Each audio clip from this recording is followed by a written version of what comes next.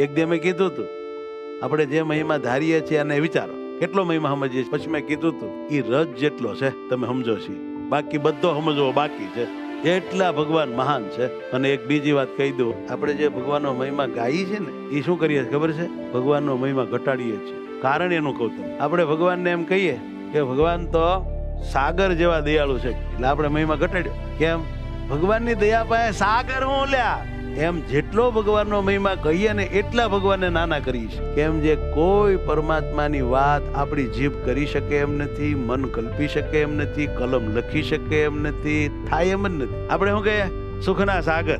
એટલે શું કીધું? સાગર જેટલા વિશાળ સુખવાળા. પણ ભગવાનના રૂમાડાની એક અણીમાં લાખો સાગર સમાઈ જાય એટલા એ સુખાળા છે. માટે આમ કરી કરીને ભગવાનનો મહિમા સમજવાનું આપણે બળ કરીએ છીએ. ધીમે ધીમે મહિમા સમજાય વાલા.